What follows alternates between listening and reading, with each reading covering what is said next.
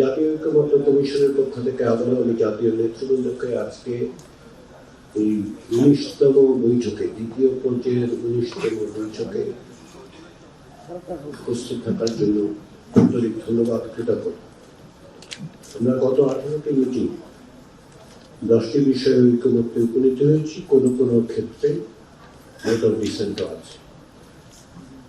আমাদের এই সমস্ত আলোচনার মধ্যে 7টি বিষয়ে আলোচিত হয়েছে, যেটি বিষয়ে সিদ্ধান্ত হয়নি, কিন্তু আলোচনা ব্যাপক অংশেই আলোচিত হয়েছে, ব্যাপকভাবে আলোচিত হয়েছে এবং সেগুলি প্রায় সিদ্ধান্তের পর্যায়ে উপনীত হয়েছে। আমাদের কোনো না কোনোভাবে সিদ্ধান্ত নিতে হবে এবং এর মধ্যে একটি আপনারা দায়িত্ব দিয়েছেন কমিশনকে, কমিশন সেটি বিবেচনায় রেখেছে। কমিশন সে বিষয়ে আপনাদের যত দ্রুততার সঙ্গে সম্ভব আমরা সিদ্ধান্ত জানাবো। বাইরে 3টি বিষয় নিয়ে আলোচনা আসলে সূত্রপাত করতে হচ্ছে বা আলোচনা হয়নি এখন পর্যন্ত। এর মধ্যে 2টো বিষয় আজকে অন্তর্ভুক্ত হয়েছে।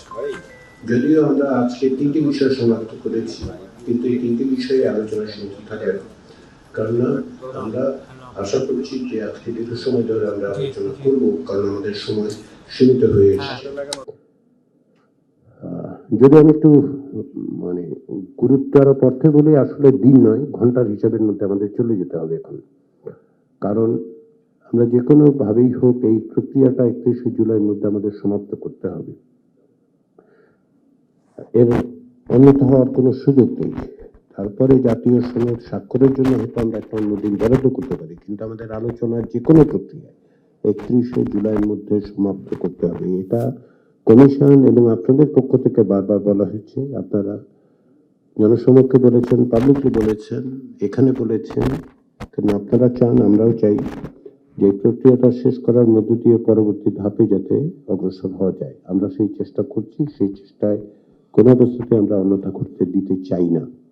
সে কারণেই আমরা বলেছি যে আজকে এবং প্রয়োজন হলে আগামী 2 দিন, যদি প্রয়োজন হয় সেটা হচ্ছে দীর্ঘ সময় ধরে আলোচনা করা। তার 10টা একটা সময় ধরে নেওয়া হচ্ছে, যতক্ষণ লাগবে আমাদের অনেকগুলো বিষয় নিষ্পত্তি করতে হবে। আমরা সেগুলো করতে চাই, করতে পারবো বলে আমি আশা করি। যেটা আমি আগে বলেছি যে 10টি বিষয়ে আমরা এক ধরনের ঐক্যমত্যে এসেছি, কিছু কিছু কিছু নোট অফ ডিসেন্ট আছে, 7টি বিষয়ে আলোচনা অসমাপ্ত পর্যায়ে আছে, কিন্তু আলোচনা হয়েছে 3টি বিষয়ে, এখন পর্যন্ত কোনো আলোচনাই হয়নি। সেই সমস্ত বিবেচনা থেকেই আজকে আমরা একটি পূর্বালোচিত বিষয় রেখেছি, 2টো অনালোচিত বিষয় রেখেছি। আমরা আসলে অনালোচিত বিষয়গুলি নিয়ে আলোচনাটা শুরু করব। আর ইতিমধ্যে প্রথম বিষয়ে একটি বিকল্প প্রস্তাব, যেটা একটি দলের পক্ষ থেকে উপস্থাপন করা হয়েছে, 2টো দলের পক্ষ থেকে 2টো প্রস্তাব, সেটা আপনাদেরকে দেয়া হয়েছে। সেগুলি যেহেতু সামান্য হয়তো আলোচনা করতে হবে, কিন্তু প্রকৃতপক্ষে এই বিষয়ে আলোচনার স্কোপ অত্যন্ত সীমিত। এই সমস্ত বিবেচনায় আপনাদের সকলের কাছে অনুরোধ যে আমরা যেন অত্যন্ত সুস্পষ্টভাবে আলোচনা করে এই প্রক্রিয়াটার একটা সমাপ্তির দিকে অগ্রসর হই। আমাদের লক্ষ্য থেকে জাতীয় সনদ যাতে সকলে স্বাক্ষর করবে। আমরা এটাও বলতে পারি যে সনদের যে প্রাইমারি টেক্সট, শুধুমাত্র ওইগুলি বাদ দিয়ে, যেগুলো একমাত্র সেগুলো বাদ দিয়ে তার বাইরে যে ভূমিকা এবং কমিটমেন্টের জায়গাগুলো, তার একটা খসড়া কমিশন তৈরি করেছে এবং কমিশন আগামীকালের মধ্যে সকল রাজনৈতিক দলের কাছে এই খসড়া প্রেরণ করবে আপনাদের বিবেচনার জন্য।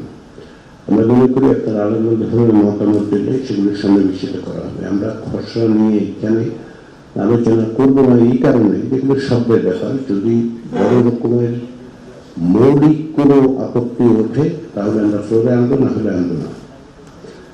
এগুলি আলাদা আলাদাভাবে আপনারা আপনাদের পক্ষ থেকে যদি মতামত দেন, সেগুলিকে সন্নিবেশিত করেই আমরা শেষ ফাইনাল চূড়ান্ত সনদের প্রাথমিক যে বক্তব্যগুলো, সেগুলো এর মধ্যে একটি পটভূমি থাকবে, প্রক্রিয়াটা থাকবে এবং কমিটমেন্টের জায়গাগুলো সেগুলো থাকবে। কিন্তু ওই খসড়ায় আমরা আপাতত যে সমস্ত বিষয় প্রাথমিক পর্যায়ে এবং এখনকার পর্যায়ে যে সমস্ত বিষয় একমত হয়েছে, ঐক্যমত্য সবগুলো সেগুলো তালিকাটা দিচ্ছি না, দেব যখন প্রাথমিক খসড়াটা তৈরি হয়ে যাবে। টেক্সের দিকটা বাকিগুলো আপনারা জানেন, আপনারা কি কি বিষয় একমত হয়েছেন সেগুলো আপনারা জানেন। সেগুলো আমরা পরে আবার পরীক্ষা করে দেখে নিশ্চিত হয়ে জেনে সেগুলো অন্তর্ভুক্ত করতে চাই, যাতে করে কিন্তু টেক্সটটা অ্যাপ্রুভ হওয়া দরকার আপনাদের কাছে। তো সেদিক থেকে আমরা আজকে আলোচনা করব এই তিনটি বিষয়ের পরে। যখনই সময়ের সাথে সাথে অন্যান্য বিষয়গুলো আমরা উপস্থাপন করতে থাকবো, আমাদের লক্ষ্য থাকবে যে যাতে করে মানে পূর্ব আলোচিত বিষয় বা অনালোচিত বিষয়গুলো আলোচনা করা যায়, এটা হচ্ছে আমাদের লক্ষ্য। এখানে যে তিনটি বিষয়, তার মধ্যে দুটো অনালোচিত বিষয় আছে, এগুলো একটু ব্যাখ্যা করি আমি। এর মধ্যে একটি হচ্ছে নাগরিকদের মৌলিক অধিকার সম্প্রসারণ সংক্রান্ত প্রস্তাব। সংবিধান সংস্কার কমিশনের পক্ষ থেকে প্রস্তাব করা হয়েছিল যে সংবিধানের দ্বিতীয় ভাগে বর্ণিত কিছু বিষয় এবং তৃতীয় ভাগে যে অধিকারগুলোর কথা বলা হয়েছে সেগুলো সন্নিবেশিত করে একটি অধ্যায়ে পরিণত করে বিল অফ রাইটসের মতো করে উপস্থাপন করা। সেই বিষয়ে তারা সুস্পষ্টভাবে কিছু কিছু পরামর্শ দিয়েছে, সুপারিশ করেছে। কিন্তু যেটা প্রাথমিক পর্যায়ের আলোচনায় দেখা গেছে যে অধিকাংশ রাজনৈতিক দল, আমি বলবো ওভারওয়েলমিংলি রাজনৈতিক দলগুলো এইরকম আলাদা করে বিল অফ রাইটস করার ব্যাপারে একমত হতে পারেনি। সে কারণে আমরা জাতীয় ঐক্যমত্য কমিশনের পক্ষ থেকে শুধু এইটুকু বলেছি যে নাগরিকের মৌলিক অধিকার সম্প্রসারণের ব্যাপারে রাজনৈতিক দলগুলোর মধ্যে ঐক্যমত্য আছে, কিন্তু কিভাবে করা হবে সেই বিবেচনার থেকে আমরা দ্বিতীয় ভাগের কোনো পরিবর্তনের কথা, এই বিষয়ে দ্বিতীয় ভাগের কোনো পরিবর্তনের প্রস্তাব করছি না। তৃতীয় ভাগে সংবিধান সংস্কার কমিশনের পক্ষ থেকে যে সংশ্লিষ্ট যে সমস্ত অনুচ্ছেদ আছে তার সঙ্গে যুক্ত করে সংযোজন করে একটা তালিকা আমরা দিয়েছি। এগুলো নিয়ে দীর্ঘ আলোচনা করা যেতে পারে, কিন্তু আমরা যেটা বলবো যে সেটা হচ্ছে আপনারা বিবেচনা করে আজকে এই আলোচনাকে এগুলো আপনারা বিবেচনা করে যদি আপনাদের মতামত দেন, সুনির্দিষ্টভাবে যে এই অনুচ্ছেদের এই পরিবর্তন আপনারা চান না, যেগুলো বিষয়ে একমত হওয়া যাবে সেগুলোই শুধুমাত্র সনদে অন্তর্ভুক্ত হবে। কিন্তু আবার আমি বলি, প্রাথমিক পর্যায়ের আলোচনায় প্রত্যেকটি রাজনৈতিক দল এ বিষয়ে একমত হয়েছেন যে নাগরিকের মৌলিক অধিকার সম্প্রসারণের অঙ্গীকার তারা করছেন। আমি আশা করি সেই অঙ্গীকারের প্রতি আপনারা অবিচল থাকবেন। তৃতীয় যে বিষয়টা সেটা হচ্ছে পুলিশ কমিশন। আমরা পুলিশ কমিশনের প্রস্তাব করেছি 166টা, যে ঐক্যমত্য কমিশনের পক্ষ থেকে 166টা সুপারিশ আপনাদের কাছে পাঠানো হয়েছিল, সেগুলোতে পুলিশ কমিশনের উল্লেখ ছিল না। আমরা নতুন করে সেটা অন্তর্ভুক্ত করছি, সময় ক্ষেপণের জন্য নয়। আমরা এই আলোচনা শুরু হওয়ার পর আপনাদের পক্ষ থেকে, নাগরিকদের পক্ষ থেকে বারবার যেটা শুনতে পেয়েছি পুলিশ কমিশন বিষয়ে কেন আলোচনা হচ্ছে না। বিশেষ করে গত বছর জুলাই আগস্টের গণ অভ্যুত্থান সহ গত 16 বছরে পুলিশের ভূমিকার কারণে এই প্রশ্নটা খুব বৈধভাবে উত্থাপিত হয়েছে। সেই বিবেচনার থেকেই ইতিমধ্যে আপনাদের পক্ষ থেকে আনুষ্ঠানিকভাবে যে সমস্ত আলোচনার সময় যে সমস্ত প্রস্তাব, সেগুলোর ভিত্তিতে একটি পর্ষা তৈরি করা হয়েছে। আমাদের বিশ্বাস যে আমরা এই বিষয়ে এক ধরনের ঐক্যমত্য তৈরি করতে পারবো। সে কারণে আমরা আজকে আলোচনাটা শুরু করবো আসলে পুলিশ কমিশন দিয়ে, এবং পরবর্তী সময় আমরা রাষ্ট্র পরিচালনার নিয়মিত প্রশ্নটা আলোচনা করব। আর নাগরিকদের মৌলিক অধিকার সম্প্রসারণ সম্পর্কিত প্রস্তাবের ক্ষেত্রে যদি সুনির্দিষ্ট কোনো ব্যাখ্যার প্রয়োজন হয় সেটা কমিশন দিতে প্রস্তুত আছে। পরবর্তী সময় আপনারা একটু বিবেচনা করে সুনির্দিষ্টভাবে কোন অনুচ্ছেদে কোন জিনিস অন্তর্ভুক্তির আপনার বিরোধিতা করছেন সেটা আপনারা জানান।